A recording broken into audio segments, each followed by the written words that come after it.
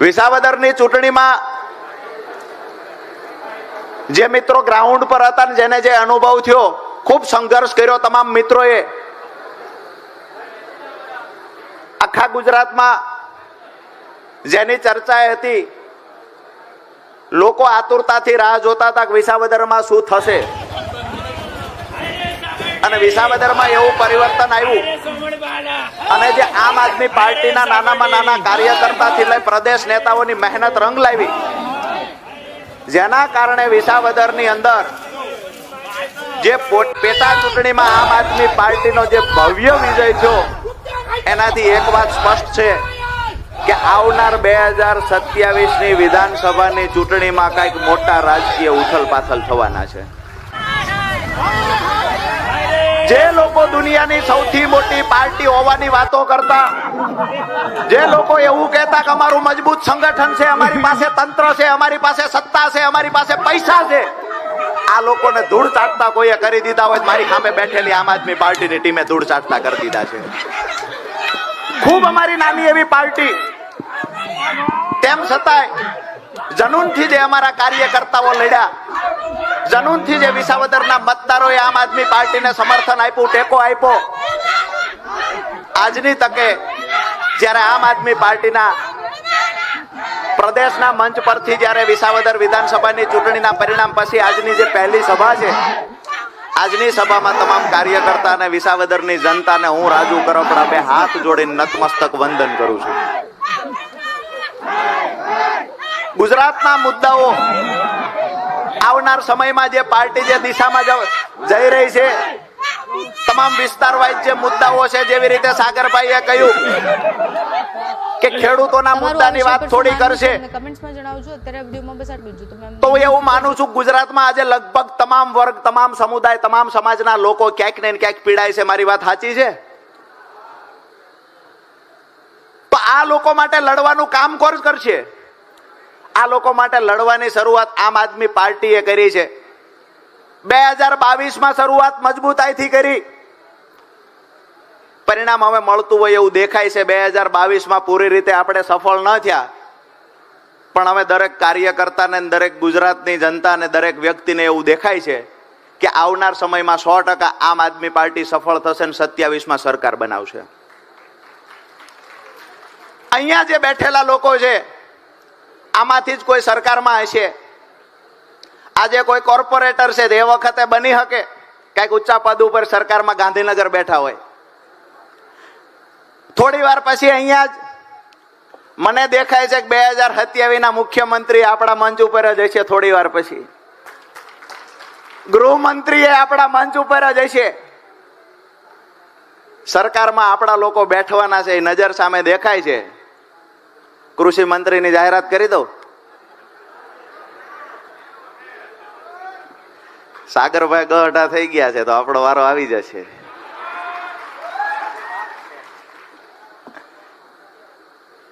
મુદ્દાની વાત એ છે કે આજે ગુજરાતની જનતા આપણી સાથે જોડાય છે. શું કામ? આખા દેશનું ધ્યાન ગુજરાતના યુવાનો, ગુજરાતના આમ આદમી પાર્ટીના કાર્યકર્તા, આખા દેશનું ધ્યાન અહીંયા ખેંચી શા માટે રહ્યા છે? હું એવું માનું છું કે આવડા જનૂનથી આ દેશની અંદર આઝાદી પહેલા ચોક્કસથી લડાઈ થઈ હતી, આઝાદી પછી આ જનૂનથી લડાઈ આ દેશની અંદર કોઈએ નથી કરી, જે આપણી ટીમ કરી રહી છે. દાવા સાથે કહીએ છીએ કે સ્ટેજ પરથી માત્ર વાતો નથી કરી, જ્યારે જરૂર પડી છે ત્યારે ખેડૂતો માટે લડ્યા છીએ, જરૂર પડી ત્યારે યુવાનો માટે લડ્યા છીએ, જરૂર પડી ત્યારે મોંઘવારી માટે લડ્યા છીએ. જ્યારે યુવાનોના પેપર ફૂટ્યા છે, ત્યારે આજે હું ગર્વ સાથે કહી શકું કે આમ આદમી પાર્ટીના પ્રદેશ નેતાથી લઈ અને 67 કાર્યકર્તાઓ 12 દિવસ જેલમાં રહ્યા છે. અને આ ગુજરાતના ઇતિહાસની પહેલી એવી કોઈ પાર્ટી હોય તો આમ આદમી પાર્ટી છે. હવે જે લોકો 30 વર્ષથી સત્તામાં છે, અહીંયા તમામ વિધાનસભામાંથી આગેવાનો આવ્યા છે. જે વિધાનસભાની અંદર ગઈકાલે આમ તો કૃષિ મંત્રીએ જાહેરાત કરી કે યુરિયા ખાતર અને ડીએપી ખાતર ખેડૂતોને જોઈએ એટલું મળે છે. ગઈકાલે જાહેરાત કરી કે એમાં નેનો સાથે આપવામાં આવતું નથી.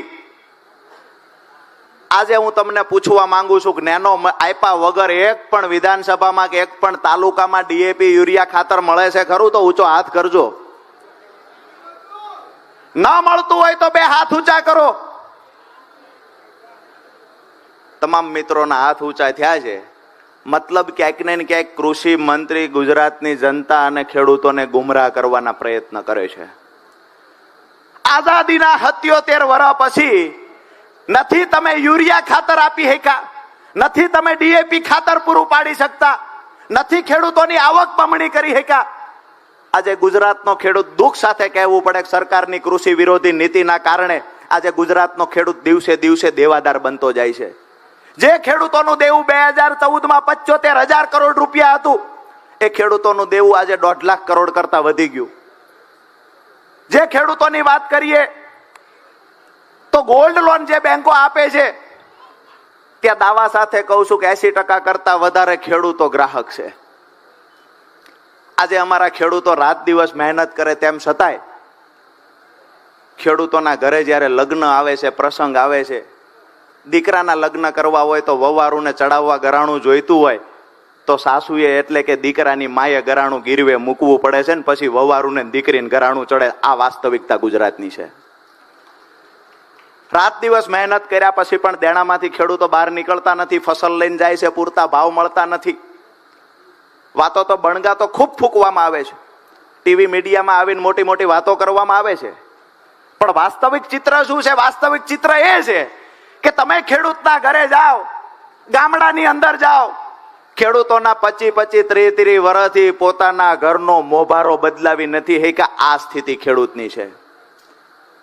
દરેક ખેડૂતના હાથ બાર આજે બેંકમાં ગીરવે પડ્યા છે. કયા મોઢે સરકાર ખેડૂતોના હિતની વાત કરે છે?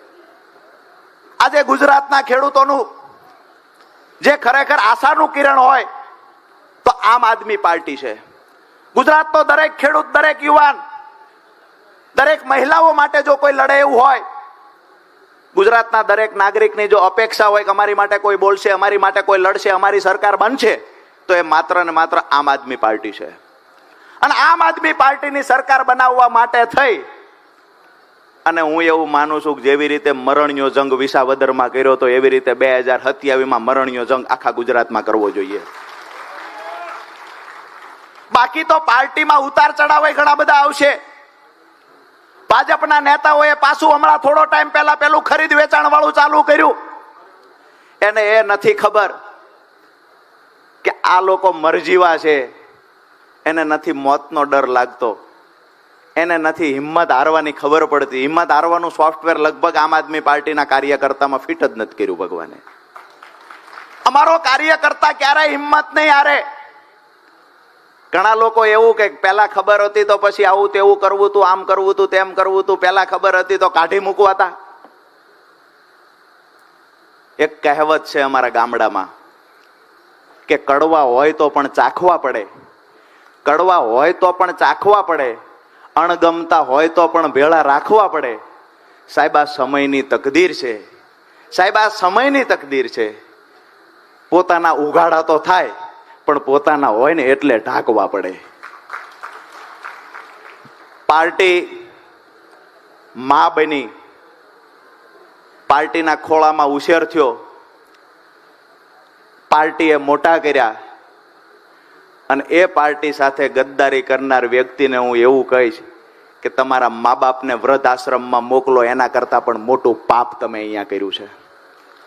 આજે તમને બધાને વિનંતી કરીએ છીએ કે આવનાર સમયમાં જે ગુજરાતની જનતાની અપેક્ષા છે, એ અપેક્ષામાં ખરા ઉતરવા માટે થઈ અને જેવડી પણ લડાઈ લડવી પડે, આ લડાઈ લડવાની આપણી સંપૂર્ણ તૈયારી સાથે આપણે મેદાનમાં આવ્યા છીએ. અને આ જોમ જુસ્સા સાથે, આ હિંમત સાથે જો આપણે લડશું તો આપણને પરિણામ લાવતા કોઈ રોકી નહીં શકે. આવનાર સમયમાં જ્યાં પણ જરૂર પડશે ત્યાં પાર્ટીનું પ્રદેશ નેતૃત્વ દરેક જિલ્લા મથકે, તાલુકા મથકે, ગામડાઓમાં જે પણ સૌરાષ્ટ્રના પ્રશ્ન હશે, ઉત્તર ગુજરાતના હોય, દક્ષિણ ગુજરાતના હોય, આદિવાસી બેલ્ટના પ્રશ્ન હશે, તમામ મુદ્દે આજે આમ આદમી પાર્ટી મજબૂતાઈથી લડે છે. હમણાં નવું ભાજપ વાળા શીખ્યા છે કે આમ આદમી પાર્ટીના કાર્યકર્તા વિરોધ કરવા જાય તેની પર કેસ કરી દેવો. 2-3 દિવસ પહેલા અહીંયા વડોદરામાં કર્યો, 2 દિવસ પહેલા અમારે કમલેશભાઈ કોટેચાંદ દીપકભાઈ ઉપર કેસ ત્યાં કર્યો સુરેન્દ્રનગરમાં. ક્યાંક ને ક્યાંક કેસ કરી પોલીસને આગળ કરી દબાવવાના પ્રયત્ન થઈ રહ્યા છે. પણ એક વાત ચોક્કસથી કહીશ, જે સરકારમાં બેઠેલા લોકો જે છે, જેને હંમેશા આવું કાંઈ હોય છે, સત્તા જતી રહે છે, પોલીસને આગળ કરો, પોલીસને આગળ કરો, પોલીસને આગળ કરો, એને કહીએ છીએ કે અમારો પ્રદેશ નેતા પોલીસની નોકરીને લાત મારીને અહીંયા રાજકારણમાં આવ્યો છે. તમે પોલીસની વાત કરો છો, ગૃહમંત્રીને પણ જેનો ડર લાગે એ ગોપાલ ઇટાલિયા અમારી પાર્ટીમાં છે. અને આવનાર સમયમાં મને જાણવા મળ્યું, ગામડાઓમાં અમારા ચોરે બેઠેલા બાબાઓ કહેતા હતા કે ગૃહ મંત્રાલયના દરવાજે તો અમુક નવી નોટિસો સ્ટીકર લાગશે, પણ એવું કઈક ન થાય તો સારું છે કે વિધાનસભામાં બૂટ ચપ્પલ બહાર કાઢીને જવાનું. કોઈનાથી ડરવા વાળો માણસ આમ આદમી પાર્ટીમાં નથી. બહેનો છે તો મજબૂતાઈથી લડે છે, યુવાનો છે તો મજબૂતાઈથી લડે છે. અને સાગરભાઈએ જે વાત કરી કે યુવાનોને સૌથી વધારે કોઈએ મહત્વ આપ્યું હોય તો એ આમ આદમી પાર્ટીએ આપ્યું છે, આ માનવું પડે. આજે આપણા ધારાસભ્યોમાંથી 4 ધારાસભ્ય યુવાન, 4 ધારાસભ્યની 40 વર્ષની આસપાસની ઉંમર, અને આ યુવાનો ભણેલા ગણેલા યુવાનો આપણી વચ્ચે પ્રદેશ પ્રમુખ ઈસુદાનભાઈ ગઢવી જયારે ઉપસ્થિત થયા છે ત્યારે જોરદાર તાળીઓથી ઈસુદાનભાઈને આપણે વધાવીએ.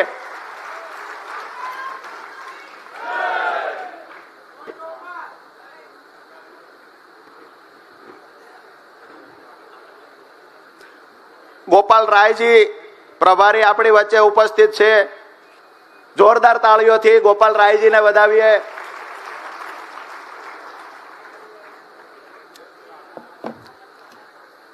આમ તો પ્રદેશ નેતાઓ, રાષ્ટ્રીય નેતાઓ, પ્રદેશ પ્રમુખ, મહામંત્રી, આ તમામને આજે આપણે સાંભળવાના છે. વચ્ચેથી સાગરભાઈએ મને કીધું એટલે 5 મિનિટ માટે હું આવ્યો મારી વાત મૂકવા. મારી વાત પૂરી કરતા પહેલા એક વાત ચોક્કસથી કરીને મારી વાત પૂરી કરીશ.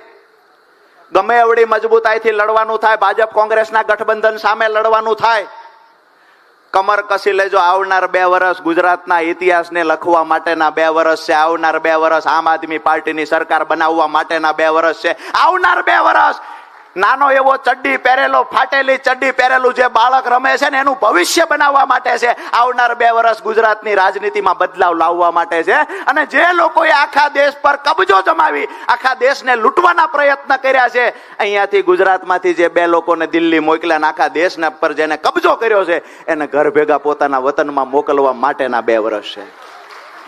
આપ સૌનો હૃદયથી ખૂબ ખૂબ આભાર.